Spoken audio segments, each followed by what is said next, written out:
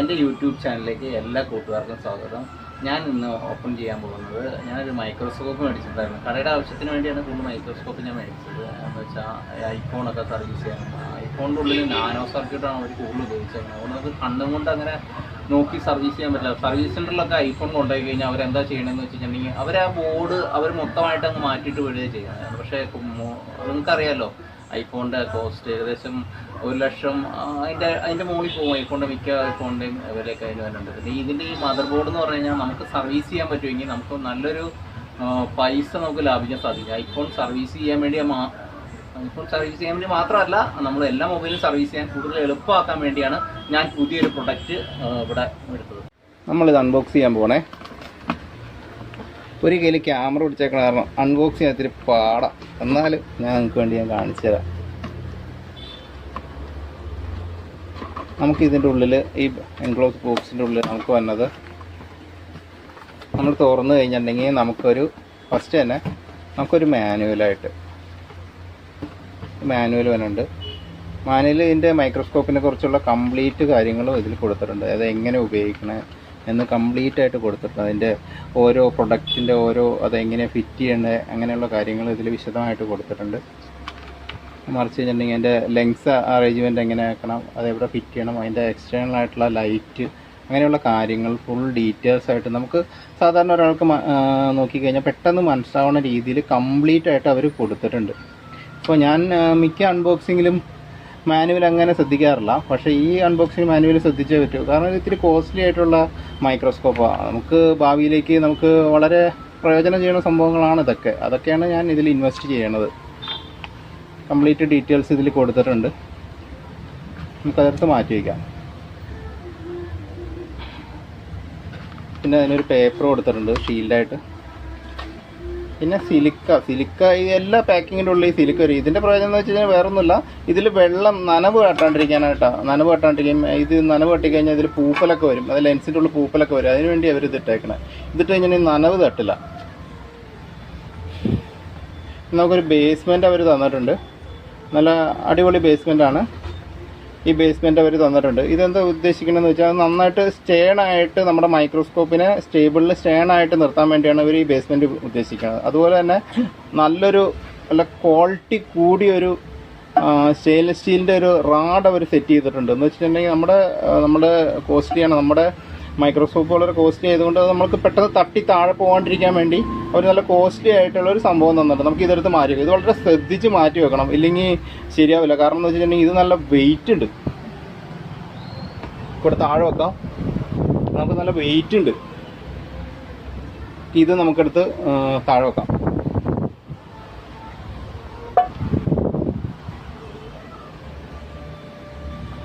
ഇനി ഇതെന്താണെന്ന് വെച്ചാൽ ഇത് ഇതിൻ്റെ ക്യാമറ മോഡുകൾ കണക്ട് ചെയ്യാനായിട്ടുള്ള അലങ്കിയും അതിൻ്റെ ഷട്ടർ അടപ്പുമാണ്. നമുക്കത് തുറന്നു കഴിഞ്ഞാൽ നമുക്ക് തെർമോക്കോൾ പയ്യെ മാറ്റാം. മാറ്റി കഴിഞ്ഞാൽ നമ്മുടെ മൈക്രോസ്കോപ്പ് ഇതാ താഴെ ഇരിക്കുന്നുണ്ട്. ഇതാണ് നമ്മുടെ മൈക്രോസ്കോപ്പ്. ഇതിൻ്റെ എക്സ്റ്റേണൽ റബ്ബർ ബുഷ്, നമ്മുടെ കണ്ണിന് സ്ട്രെയിൻ ചെയ്യാണ്ടിരിക്കാനായിട്ട് വെക്കണ റബ്ബർ ബുഷാണ്. പിന്നെ ഇതിൽ 2 ബോക്സിലായിട്ട് 2 മൈക്രോസ്കോപ്പ് വെച്ചിട്ടുണ്ട്. മൈക്രോസ്കോപ്പ് എന്ന് വെച്ചാൽ മൈക്രോസ്കോപ്പിൻ്റെ നമ്മൾ നോക്കണ വശത്തുള്ള ആ ഭാഗം. ഇത് മൈക്രോസ്കോപ്പ് ഫിറ്റ് ചെയ്യാനായിട്ടുള്ള ഒരു സ്റ്റാൻഡാണ്. നമുക്ക് ഫിറ്റ് ചെയ്ത് നോക്കാം. നല്ല ഉഗ്രൻ മൈക്രോസ്കോപ്പാണ്. ബാക്ക് സൈഡൊക്കെ അടച്ചു വെച്ചേക്കാണ്. അത് പൊടി കയറാണ്ടിരിക്കാൻ വേണ്ടി അടച്ചു വെച്ചേക്കാണ്. അപ്പോൾ മനസ്സിലാവുന്നത്.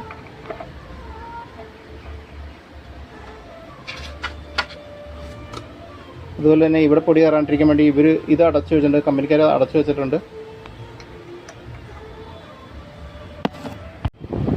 നമുക്ക് ആദ്യം തന്നെ അതിൻ്റെ സ്റ്റാൻഡ് എടുക്കാം. സ്റ്റാൻഡ് എടുക്കുന്നതിന് മുമ്പ് എൻ്റെ ടേബിൾ ഗ്ലാസ് ആണ്. അതുകൊണ്ട് അതിൻ്റെ മുകളിലേക്ക് നമുക്കൊരു ചെറിയൊരു പ്ലാസ്റ്റിക്കിൻ്റെ ഷീറ്റ് വെക്കണം, ഇല്ലെങ്കിൽ ശരിയാവില്ല, പേടിയാണ്. പ്ലാസ്റ്റിക് ഷീറ്റ് വെച്ചിട്ടുണ്ട്. അതിലേക്ക് അവർ തന്നേക്കണ സ്റ്റാൻഡ് തന്നിട്ടുണ്ട്. സ്റ്റാൻഡ് വെച്ചിട്ടുണ്ട്. പിന്നെ ഞാൻ കുറച്ച് മുമ്പ് കാണിച്ചിട്ടുണ്ടായിരുന്നല്ലേ നല്ല സ്റ്റീലിൻ്റെ റാഡ്.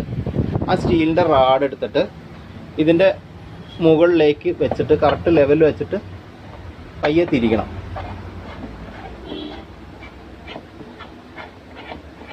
പയ്യെ തിരിക്കുമ്പോൾ അത് അവിടെ നല്ല ടൈറ്റ് തിരിക്കണം. കാരണം മൈക്രോസ്കോപ്പിന് ആവശ്യത്തിന് വെയിറ്റ് ഉണ്ട്.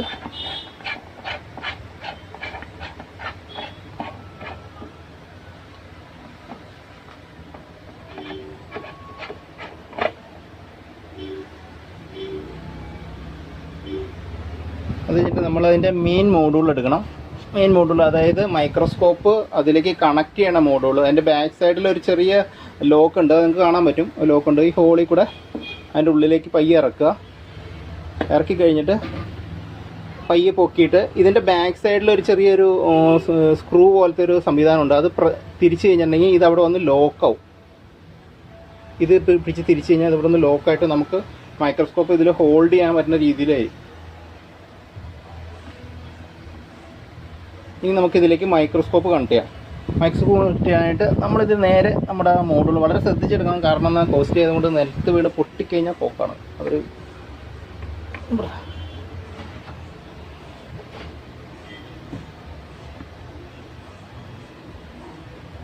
ഇതിൻ്റെ അടിയിലൊരു നോബുണ്ട്. ആ നോബ് പിടിച്ച് തിരിക്കണം. അതിൻ്റെ ഇവിടെ ഒരു നോബ് ഇരിപ്പുണ്ട്.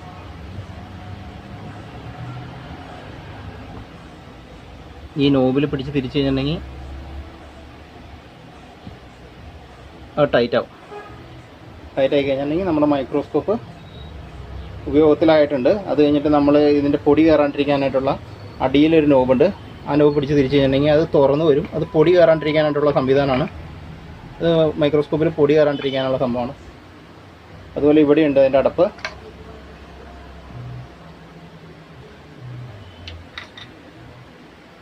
അതുപോലെ നമുക്ക് ഇതിൻ്റെ ഉള്ളിൽ തന്നെ 2 പെട്ടി വരുന്നുണ്ട്. ഈ 2 പെട്ടിയുടെ ഉള്ളിൽ മെയിൻ സാധനമാണ്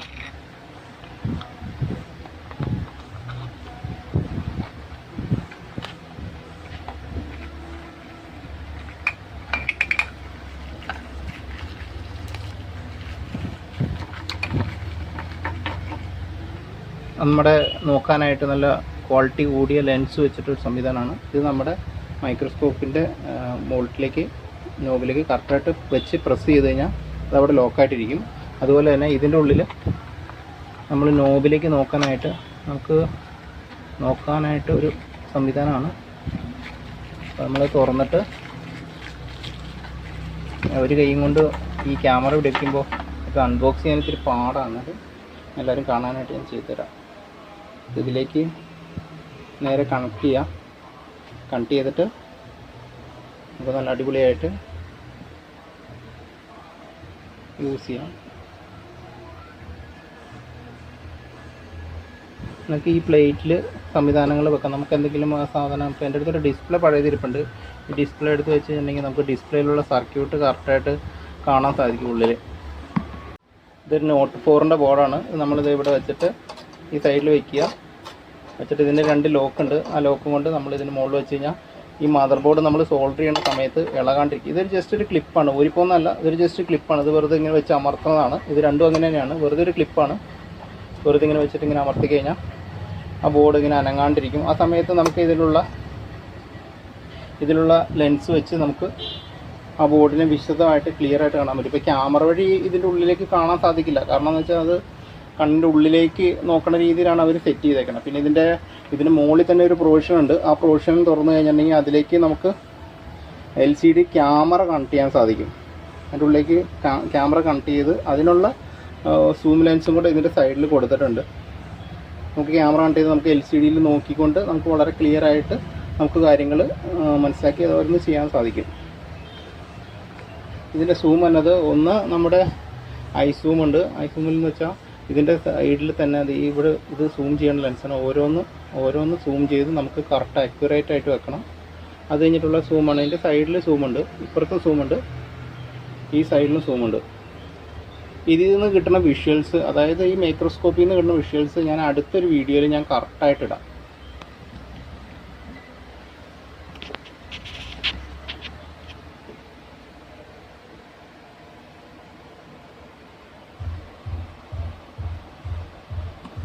അപ്പോൾ ഈ മൈക്രോസ്കോപ്പ് ഞാൻ കടയിൽ കൊണ്ടുവന്നു.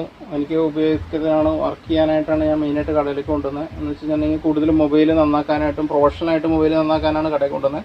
ഇപ്പോൾ ഈ മൈക്രോസ്കോപ്പ് കടയിൽ വന്നപ്പോൾ എനിക്ക് തോന്നി ഇനിയിപ്പോൾ കട മോഡിഫൈ ചെയ്യാം, കട ഹൈടെക് ആക്കി മാറ്റാം. എന്ന് വെച്ചിട്ടുണ്ടെങ്കിൽ നല്ല അടിപൊളിയായിട്ട് കട സെറ്റ് ചെയ്യാൻ പോകാം. അപ്പോൾ ഇന്ന് തൊട്ട് ഞാനുണ്ടാവും, അച്ഛനുണ്ടാവും, പ്രവർത്തനങ്ങൾ ആരംഭിക്കാം. അച്ചു ഉണ്ടാവില്ല, വേറൊന്നുമല്ല, അച്ചും ഗോവയ്ക്ക് പോകുമെന്നൊക്കെ പറയണ്ടായിരുന്നു. ഇപ്പോൾ ഞങ്ങൾ കുറച്ച് പിള്ളേരൊക്കെ കൂടെ കട മോഡിഫൈ ചെയ്യാനുള്ള പരിപാടിയാണ്.